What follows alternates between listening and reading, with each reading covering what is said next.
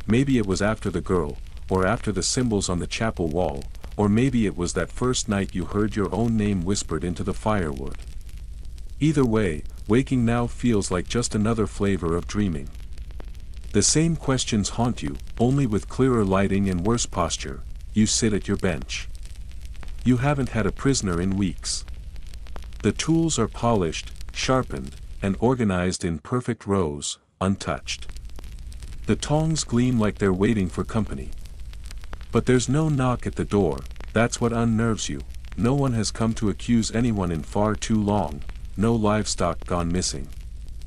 No neighbors feuding over boundary stones, no new rumors about secret Sabbaths.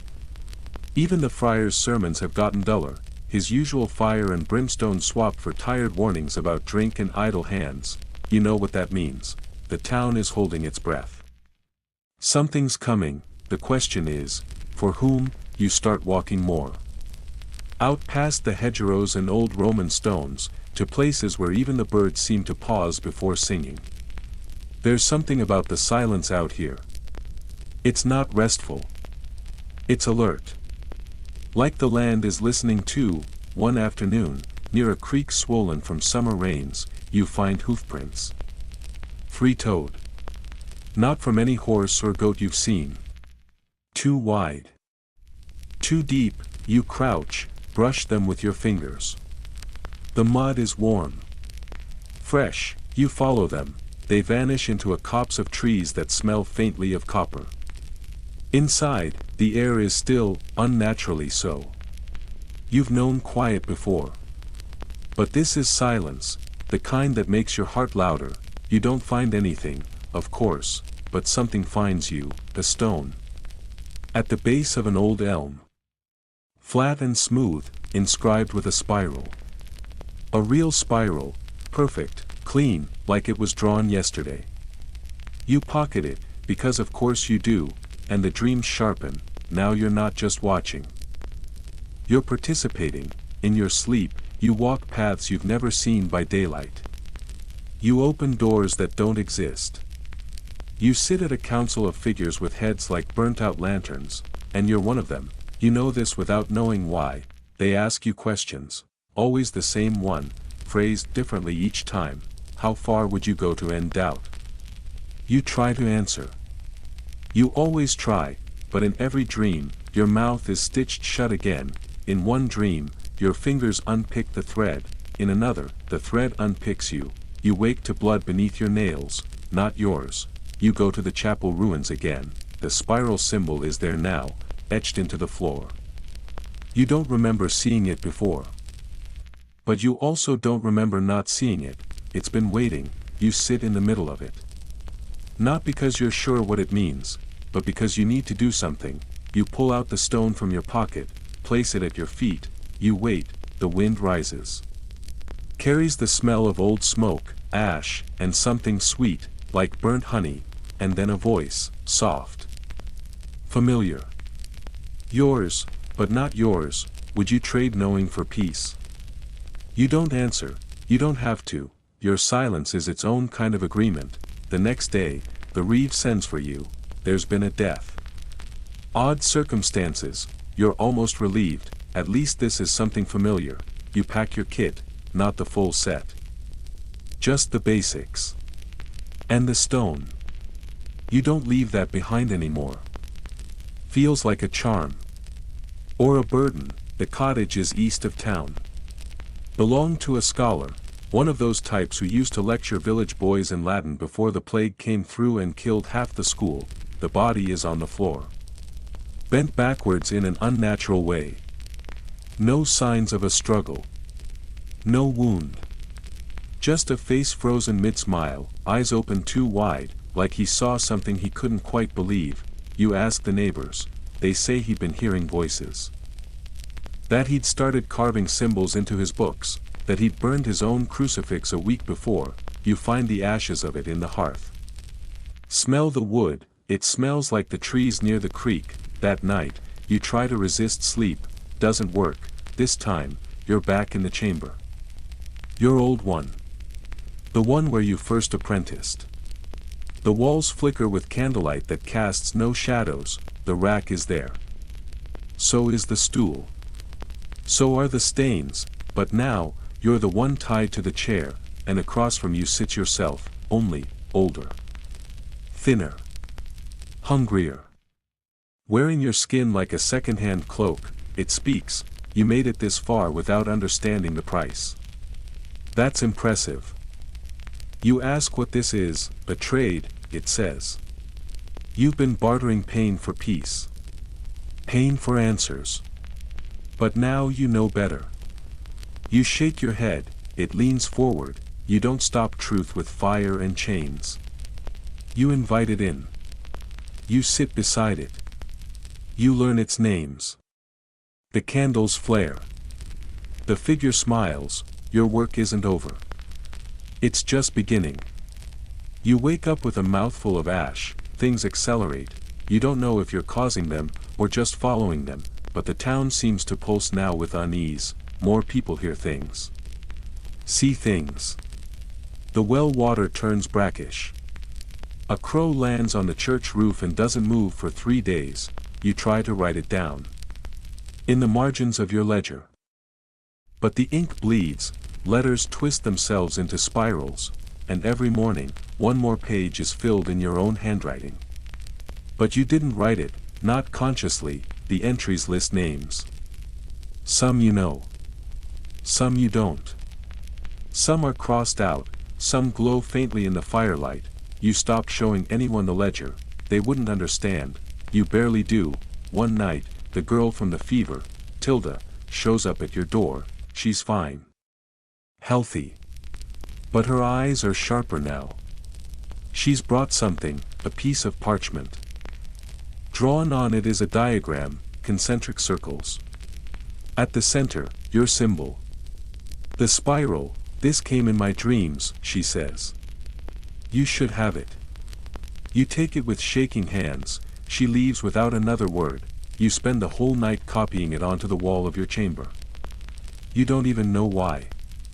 But it feels necessary. As you finish, just before dawn, you realize something strange, the design is not symmetrical, it's incomplete, you wait for the dream that will finish it, you already know it's coming, you barely notice the dawn light pushing its way into the chamber, pale and washed out like a memory that doesn't belong to you. The lines on the wall glisten faintly. As though still drying, even though you finished hours ago. A smell of moss and burnt oil lingers in the air. You breathe it in and feel. Clearer. Not better. But more certain, you sit down on the edge of your cot, watching the wall. Nothing moves, but it doesn't feel still either. After some time, you pull out the ledger, not to write, to check. The next name is already there, it's yours. You close the book slowly, like a trap you've just baited. But your hands don't tremble. Not anymore, you step out into the morning. The town is quiet. Doors are closed. Curtains drawn. Even the goats seem to bleat more softly, the chapel is waiting, you walk there barefoot, not knowing why. Only that it feels correct. Like a ritual you never learned but somehow remember, the spiral on the floor has grown, no one could have carved it deeper. No one did. It simply is, you kneel at its edge. The parchment Tilda gave you burns itself away in your hand, not hot, just gone, and something inside you shifts, not breaks.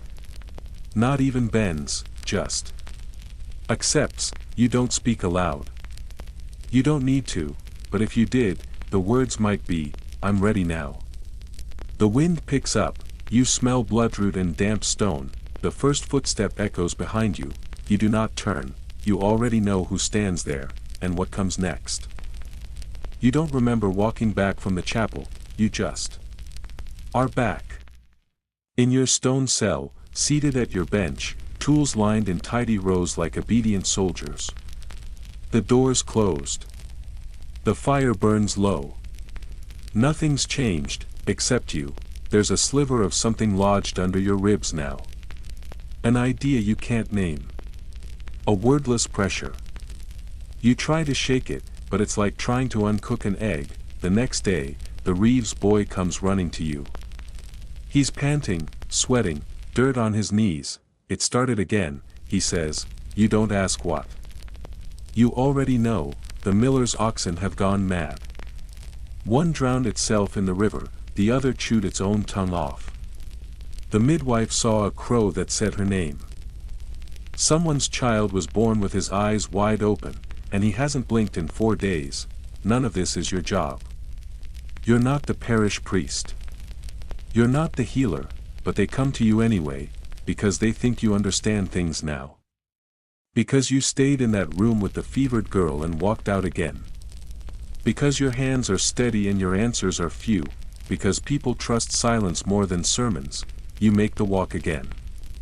The chapel, always the chapel, inside, it's darker than usual, the symbols shift slightly when you don't look directly at them. You think of Tilda's words, she's just the door, and you're the key, you press a palm to the spiral. For a moment, nothing happens, then everything does. It's not a vision. Not exactly, it's more like a memory that isn't yours, playing behind your eyes. You're standing on a stone floor, much like the chapels. But it's clean. New. Polished until it glows. Pillars rise around you like forest trunks, but they're smooth as ivory. A woman in black robes walks toward you. Her face is covered with a mask, half gold, half bone. You try to speak, but your mouth won't move. She tilts her head. Then raises her right hand. She holds a bell. When it rings, your vision tears like paper. You're back in the chapel, gasping. Your hand has burned a spiral into the stone. You didn't move, but your mark did. You walk home slowly, like someone returning from war. That night, the dreams change. No more fire. No more carvings.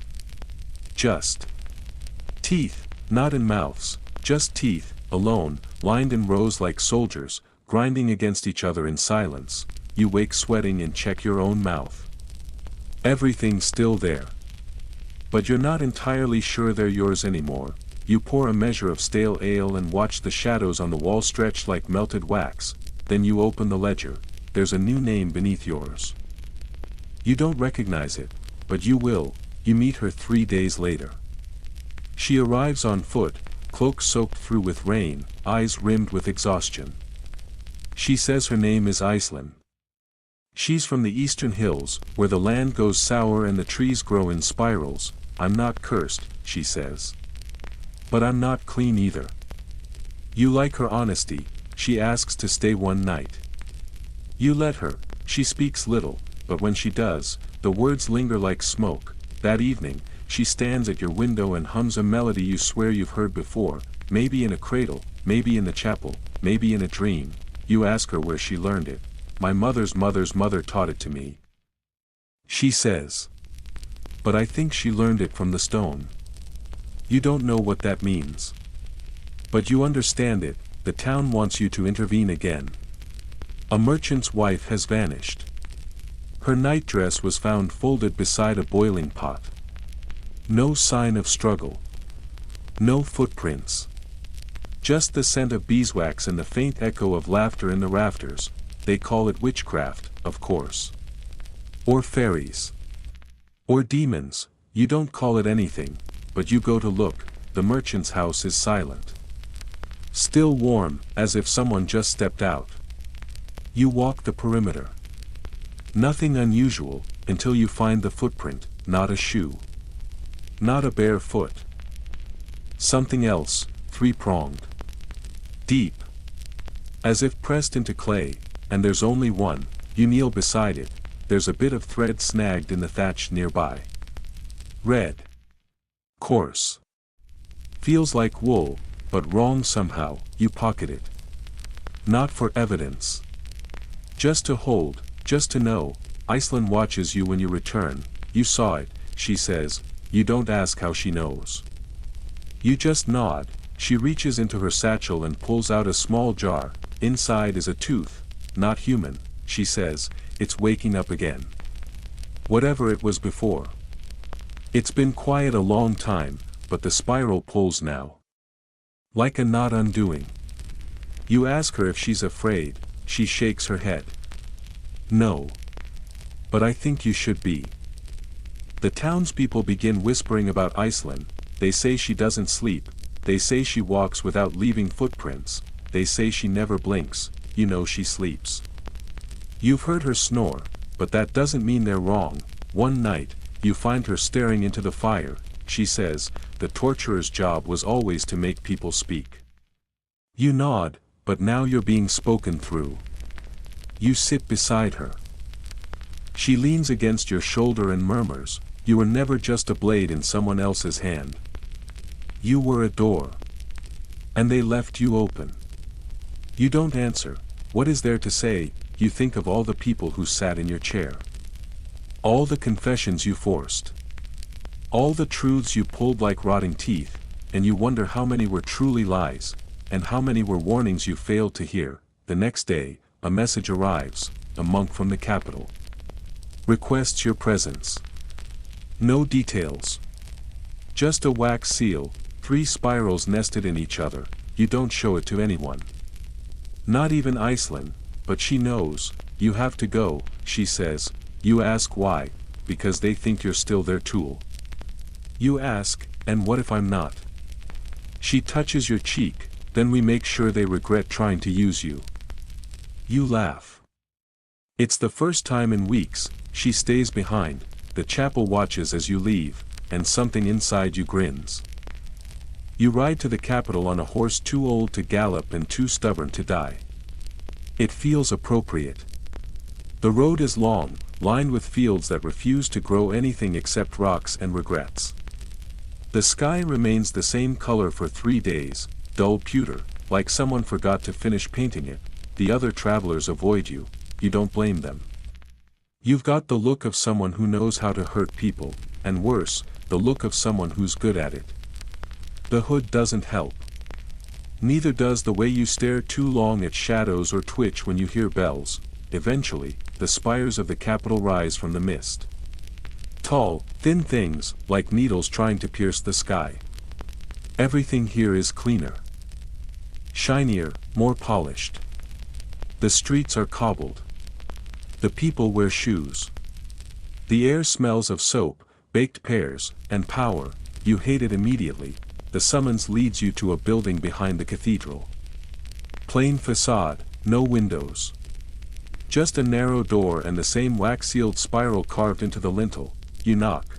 It opens before your knuckles land a second time. A boy in white robes leads you inside without a word. He's got ink on his fingers and a nervous twitch in his left eye. The hallway is too quiet. You pass doors. None have handles. Finally, you're ushered into a circular room. The floor is mosaic, spirals again, of course. The walls are lined with shelves of scrolls and teeth. Yes, teeth. Catalogued. Labeled. Sorted by size and origin. Human, wolf, serpent, unclassified. Waiting for you are 5 figures. Robed. Hooded. Faces hidden. They speak in turns, never interrupting one another. They call themselves the curators. You hate them even more than you hate the city. They tell you this: the spiral is not a symbol. It's a record. A code. A map. If you know how to read it, you're not the first torturer to stumble across it. But you're the first to survive. They've been watching, and now they want your help. You ask, with what? The tallest curator answers, voice like wet gravel, a breach.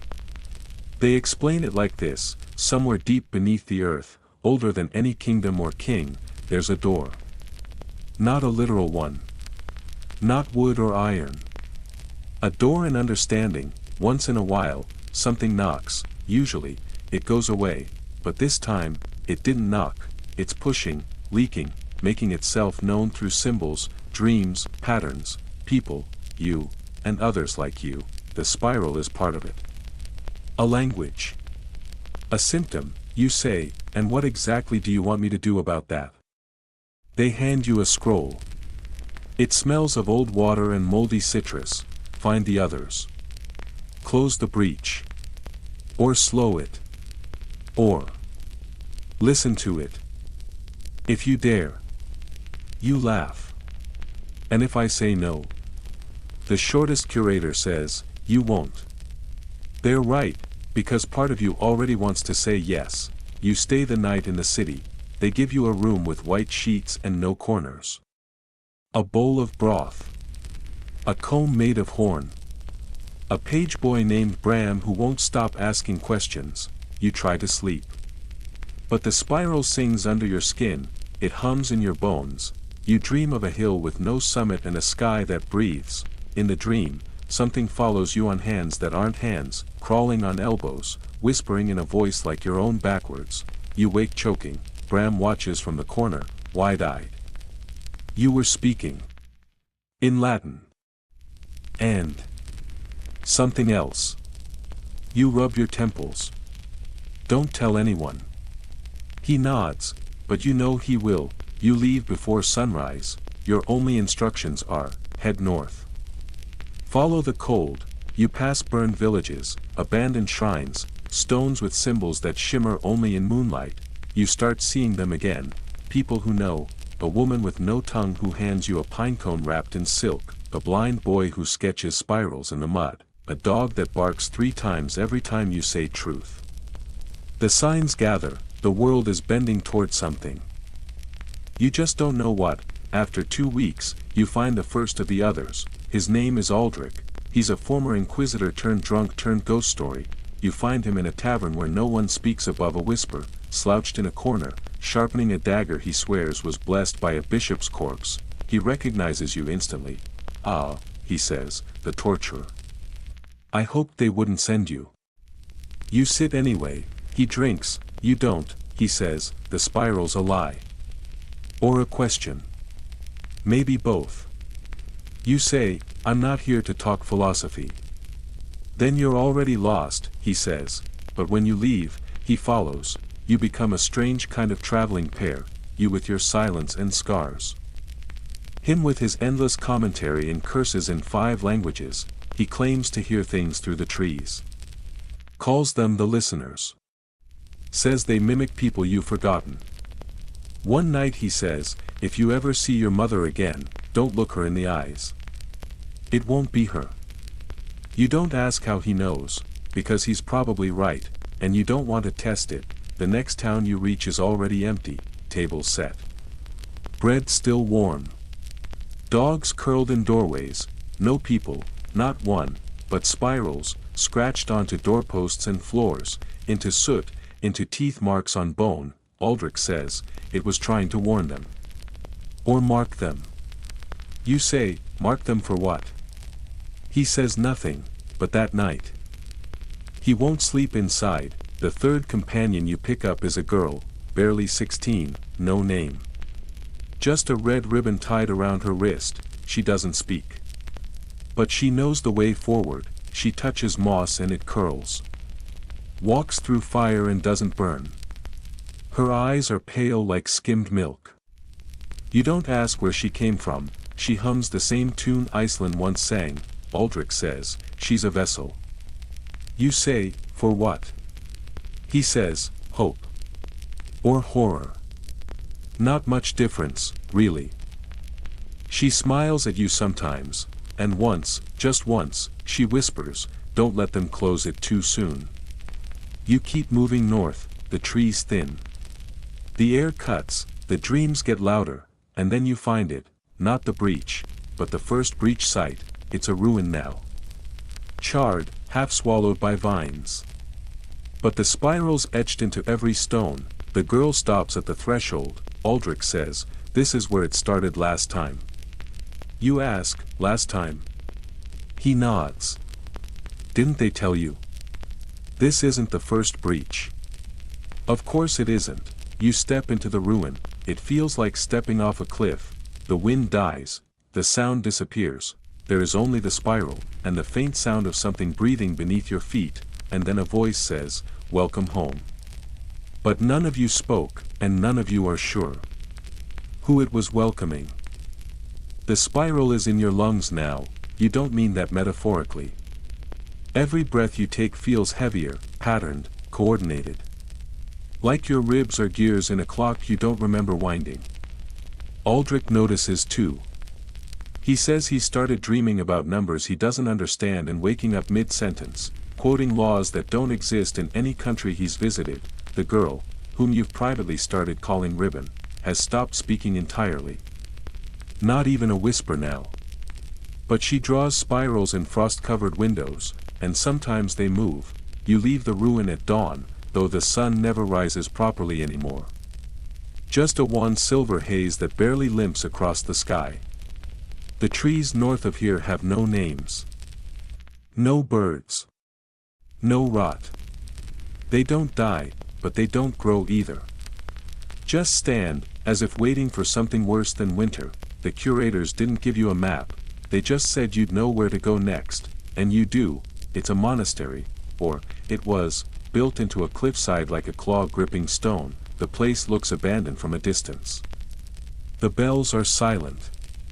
The windows are dark, but the doors are open, and inside, the monks are still alive, sort of. They sit in rows on the cold stone floor, eyes glazed, hands folded, lips moving silently. Chanting, you think. But you can't hear a thing.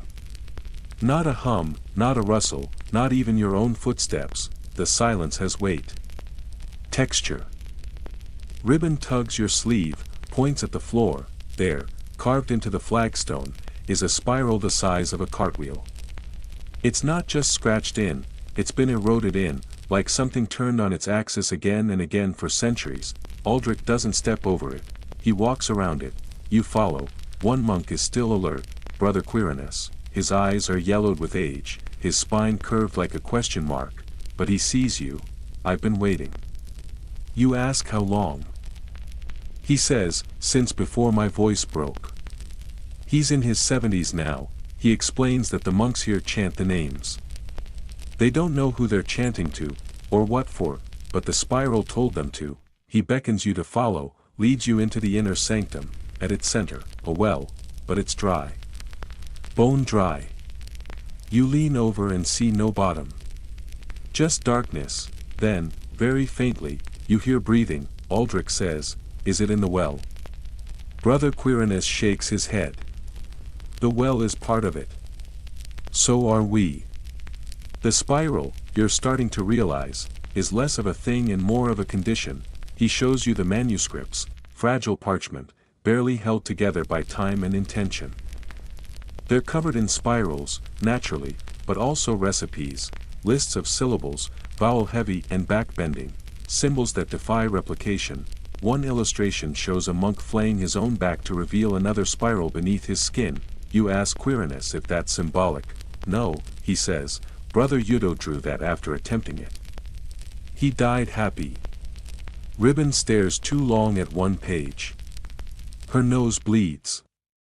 You pull it from her hands. Aldrich says, you know, the longer we go on, the more I'm sure this isn't a breach. It's a test. You say, of what? He shrugs. Whether we can unsee it.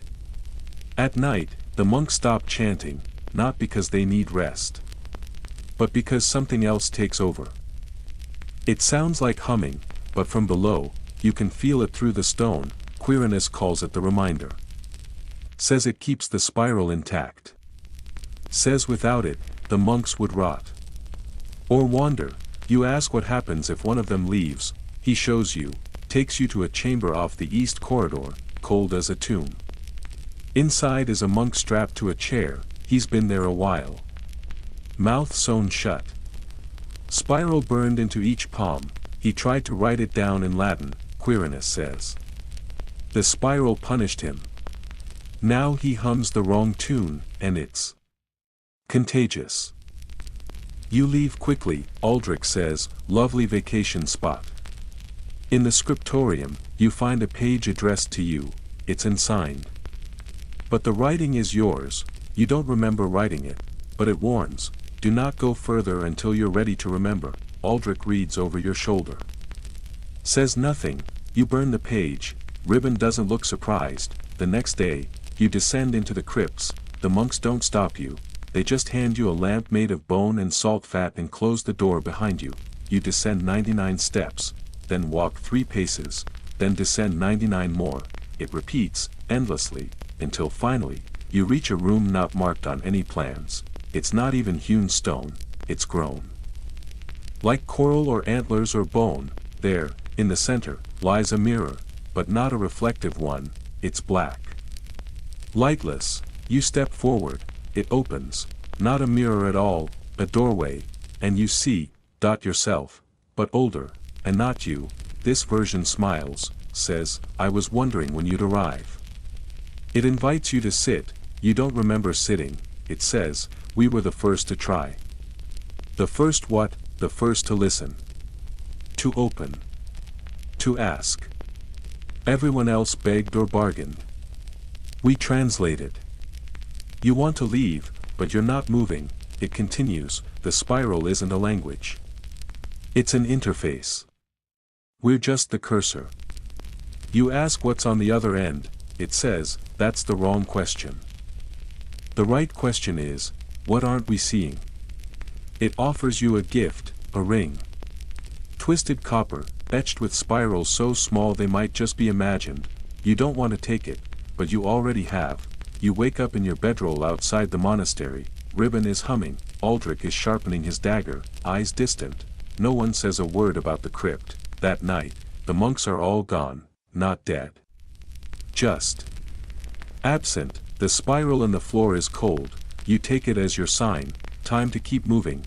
You don't bury Quirinus, you think he'd prefer it that way. North becomes more north, fewer trees, colder wind.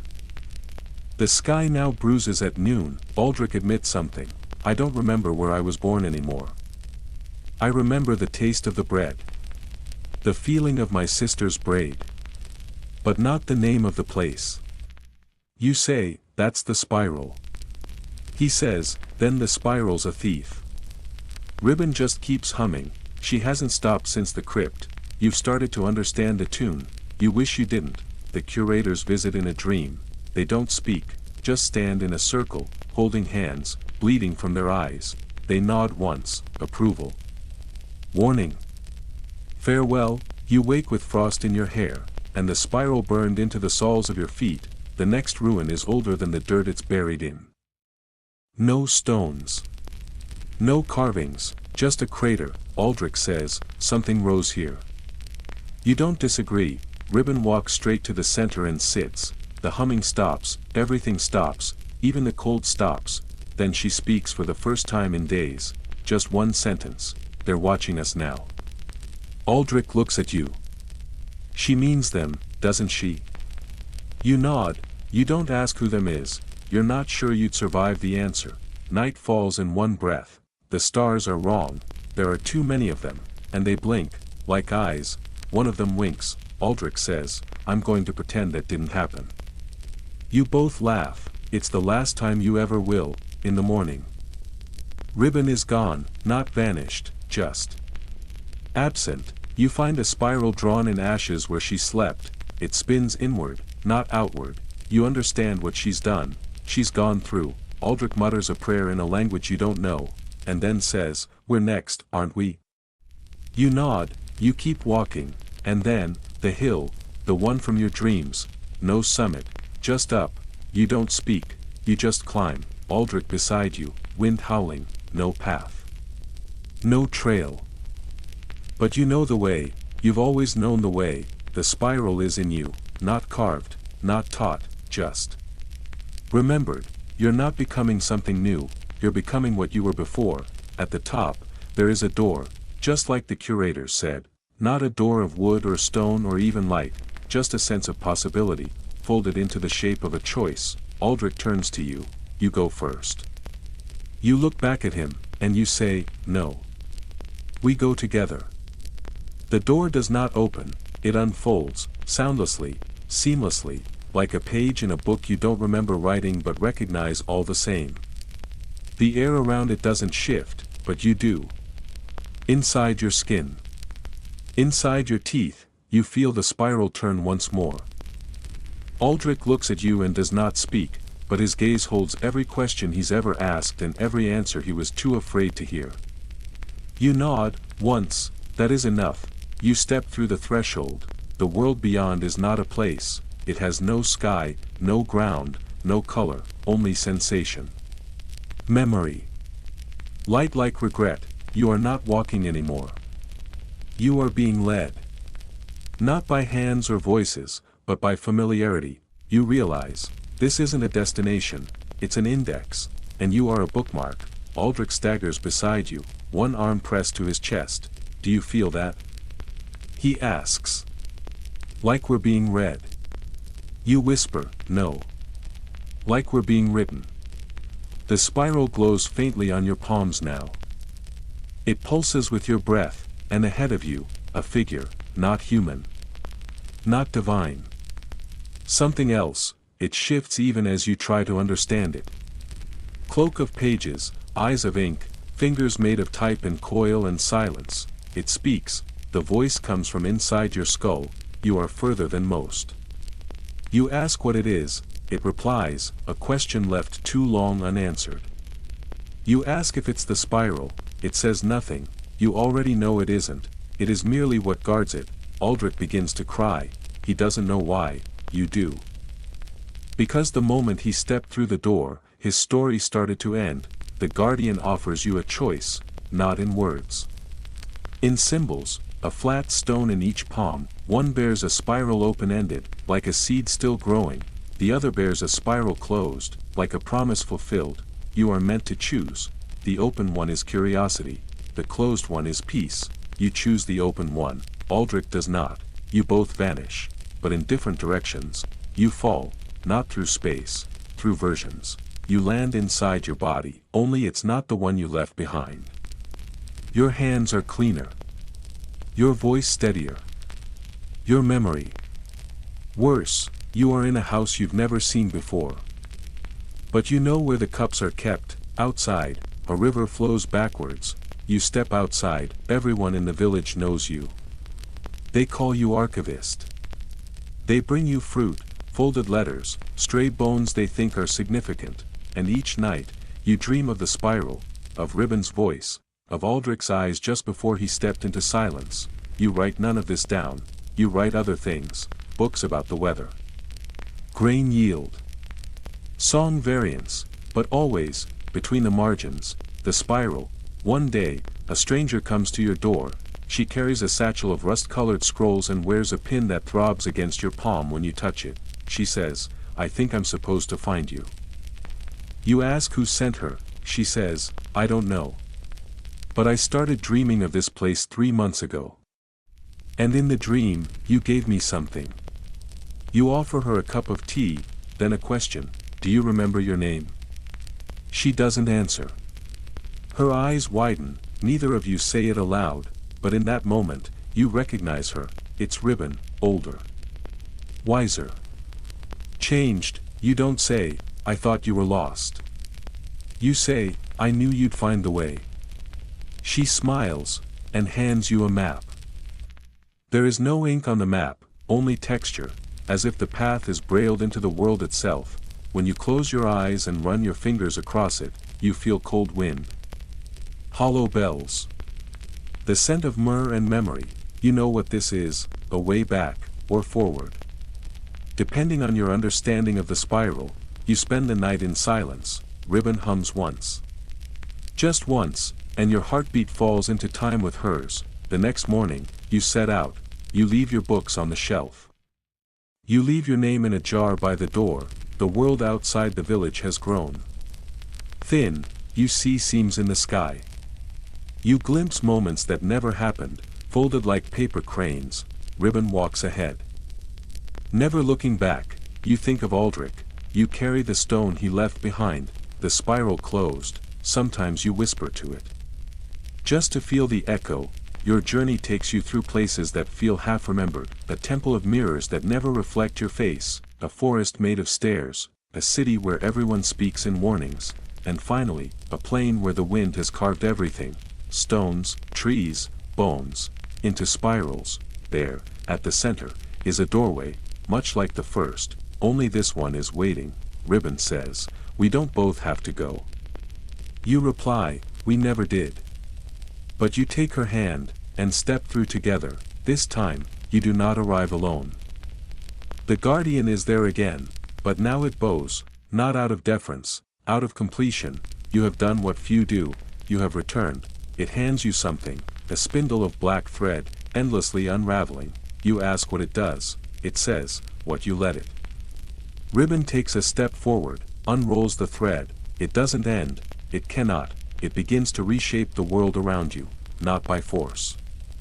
By suggestion, each loop of thread a memory made manifest, the books you never wrote, the words you never said, the lives you could have lived, they return to you now, not to be relived, but to be understood. The spiral has always been about memory, about recursion, about the possibility of a different outcome, folded inside the certainty of the old one. You understand now, you are not a messenger, you are a lens. The spiral sees through you, and learns from your watching. Ribbon finishes her weaving, the spindle hums, and in a moment both brief and eternal, you see Aldrich again, not as he was, as he might have been, whole, smiling, ready. He does not speak, he simply nods, and walks away. That is enough. The door does not open, it unfolds, soundlessly, seamlessly, like a page in a book you don't remember writing but recognize all the same. The air around it doesn't shift, but you do. Inside your skin, inside your teeth, you feel the spiral turn once more. Aldrich looks at you and does not speak, but his gaze holds every question he's ever asked and every answer he was too afraid to hear. You nod, once, that is enough. You step through the threshold. The world beyond is not a place, it has no sky, no ground, no color, only sensation. Memory. Light like regret, you are not walking anymore. You are being led. Not by hands or voices, but by familiarity. You realize, this isn't a destination. It's an index, and you are a bookmark. Aldrich staggers beside you, one arm pressed to his chest. Do you feel that? He asks. Like we're being read. You whisper, no. Like we're being written. The spiral glows faintly on your palms now. It pulses with your breath, and ahead of you, a figure, not human. Not divine. Something else. It shifts even as you try to understand it. Cloak of pages, eyes of ink, fingers made of type and coil and silence. It speaks, the voice comes from inside your skull. You are further than most. You ask what it is, it replies, a question left too long unanswered. You ask if it's the spiral, it says nothing, you already know it isn't. It is merely what guards it. Aldrich begins to cry, he doesn't know why. You do, because the moment he stepped through the door, his story started to end. The guardian offers you a choice, not in words. In symbols, a flat stone in each palm. One bears a spiral open-ended, like a seed still growing. The other bears a spiral closed, like a promise fulfilled. You are meant to choose. The open one is curiosity, the closed one is peace. You choose the open one. Aldrich does not. You both vanish, but in different directions. You fall, not through space, through versions. You land inside your body, only it's not the one you left behind. Your hands are cleaner. Your voice steadier. Your memory.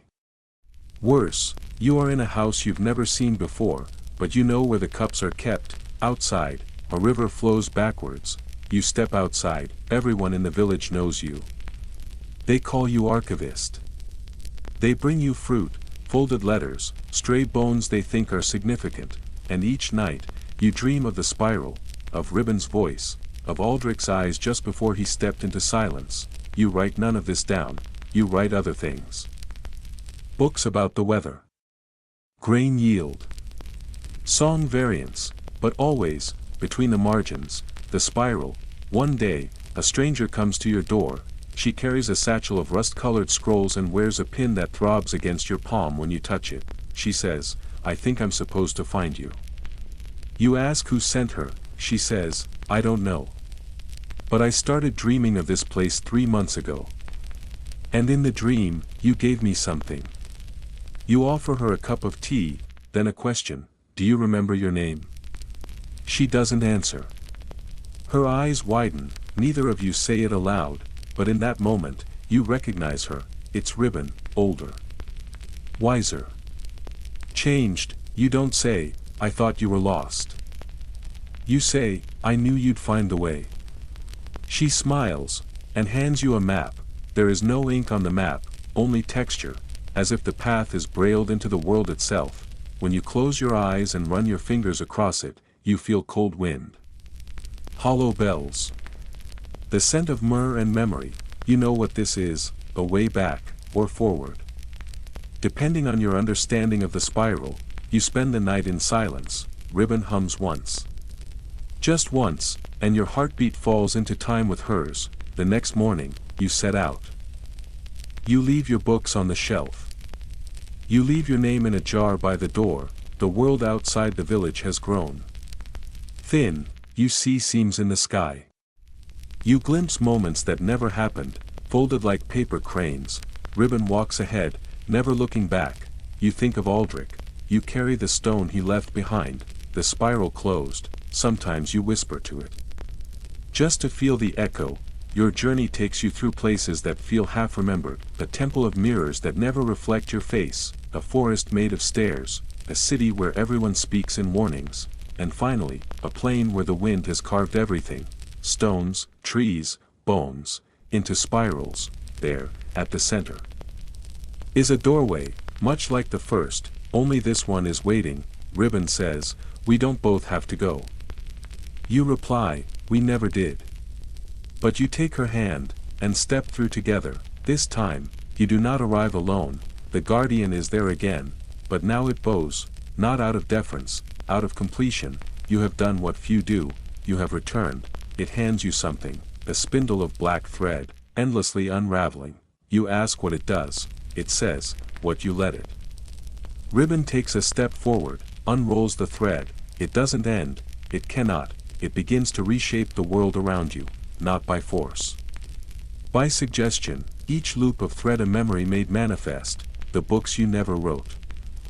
The words you never said, the lives you could have lived, they return to you now, not to be relived, but to be understood. The spiral has always been about memory, about recursion, about the possibility of a different outcome, folded inside the certainty of the old one. You understand now, you are not a messenger, you are a lens. The spiral sees through you, and learns from your watching. Ribbon finishes her weaving. The spindle hums, and in a moment both brief and eternal, you see Aldrich again.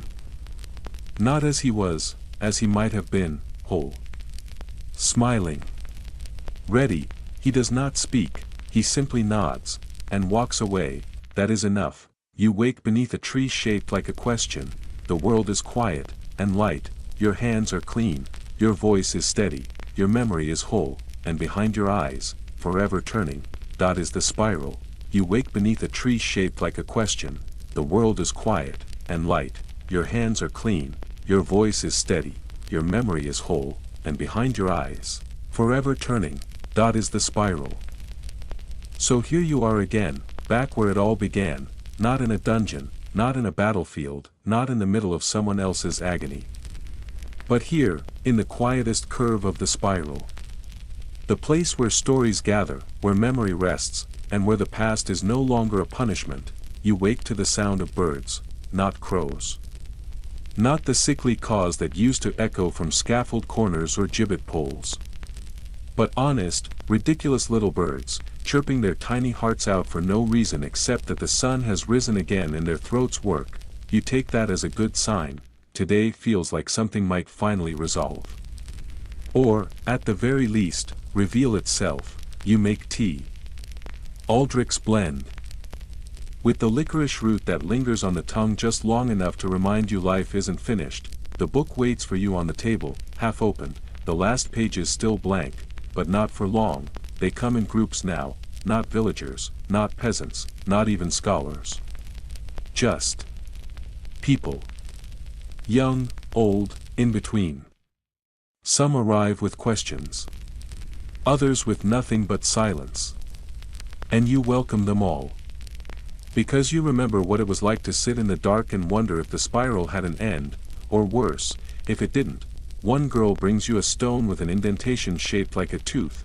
she says it came from the riverbank where a man once wept for an hour straight, then vanished. You don't ask if the man was real. Some stories need to be only half believed to matter. You place the stone on your shelf next to the blackened nail, the charred scrap of parchment, the single bone button from the tunic of a man you helped die gently when you could have done worse. Memory is strange. You thought you would want to forget. Instead, you're building a museum, one object at a time. The debate starts small. A boy in his teens asks why the cat nine tails had 9 tails. You explain the math: more lashes, more surface area, more pain. Efficient. He frowns, but what if the goal wasn't pain? You pause, and that's when it starts, a flood of questions, from young ones and old, about purpose and precision, about justice and cruelty, about when hurting someone became a civic duty and who decided that made sense. The conversations become daily. Spirited. Hopeful. Exhausting. You love them, they keep you sharp. They keep the ghosts from echoing in your chest cavity every time you close your eyes, and one day, someone says it out loud: what if torture never actually worked? Silence follows, not disagreement. Just awe, because deep down, they've all suspected that the confessions were rehearsed. The fear made the lies easier than truth. And that empires built their logic on the backs of bleeding men who'd say anything to make the knives stop. Historians still argue whether medieval torture actually produced reliable intel. You already know the answer. You just never had the courage to say it before. Now you say it plainly: no. It didn't. And the room gets very, very quiet. Then someone claps. It's awkward, but soon they all do, because truth deserves applause, even if it's late. You find yourself walking more, past the old crossroads where Ribbon once waited for you in that dream that wasn't quite a dream. Past the orchard that smells like burnt sugar in spring and wet copper in fall. Down to the stone pool. The one that's not on any map, where your reflection no longer flinches when it sees you. One afternoon, you see a familiar face sitting by the water. It takes you a moment, and then, it's you, or was, the younger version. The one with calloused hands, with dead eyes, with the look of someone who knows too much about tendon strength and too little about joy. He looks up, doesn't speak, but you do. You were doing what you were told. He shrugs. You continue. That doesn't make it right. He nods. You sit beside him. 2 versions. One body, divided by time and mercy. You can rest now, you say. He doesn't dissolve. He just stands, walks into the water, and doesn't come out. You don't cry, but later that night, your hands stop shaking for the first time in years. The nightmares don't end, not exactly, they just evolve. Now, when the Iron Maiden opens, it's filled with feathers. When the rack begins to turn, it plays music instead of breaking bone. When the Inquisitor leans over to whisper his accusations, he says, "Are you sure you're not just tired?" And you are very, very tired, but also peaceful. The spiral, it seems, has taught you one more lesson. The worst things can be rewritten, not erased, but softened, reframed, turned into lullabies with enough time and perspective. The pain isn't undone, but it's no longer in charge. One evening, the bells ring, not the town bells, the bell, the deep, spiral core resonance that only comes when something new is arriving, or ending. You step outside, the whole town has gathered, and from the horizon, something approaches. It's not human, but it's not frightening. They shimmer, like a ripple of time folded back on itself. A being made of memory and possibility. The spiral's avatar. You've heard stories. No one speaks to it, no one names it. It simply listens to you, because now it's your turn to tell what happened, to say what you've learned. And so you do. You speak of the dungeon, of the hoods, of the hands you held down, of the lives you altered, of the laws you helped enforce, of the ones you couldn't save, of the one you did. You speak of Aldrich, of Ribbon, of the prison beneath the town, of the women who gave birth to laughter in their cells, Of the men who died before they ever knew they were free, you speak of everything. The spiral doesn't interrupt. When you finish, it bows, just slightly, then vanishes, and you are left standing in the center of a town that finally feels like home. That night, you write the last page. You don't title it. You just let the words come. No lessons. No conclusions, just a final sentence. If you ever find yourself in the middle of a spiral, don't panic, just keep walking. You close the book, and sleep, not just rest, real, dreamless sleep, the kind you earn, the kind you deserve. Here we are, the spiral has gone still, the echoes are quiet now, and your breath moves just a little slower. You've made it to the edge of the story, and more importantly, to the soft middle of the night where even the worst memories begin to lose their sharpest edges. The dungeon doors are shut behind you. No more chains. No more cries. Just the hush of a world turning gently, like pages, like leaves, like someone exhaling after holding tension for far too long. You did good, traveler. Not perfect. But no one ever was. Not even the saints, so rest now. You've walked long roads, some paved with guilt, others with small moments of kindness that held the weight of entire empires. That was you. All of it. And still, you endured. Feel how quiet the room has become. How soft the air feels against your skin. Let your limbs settle, your jaw release, your eyes grow heavier with each blink. Let the images drift now, not away, but downward, like a river finding deeper water. If there's still a weight in your chest, that's okay. Not everything disappears. But tonight, it gets lighter. Let sleep take over, slow and forgiving. The past is far behind you now. You're safe, you're warm, you're done. Sweet dreams.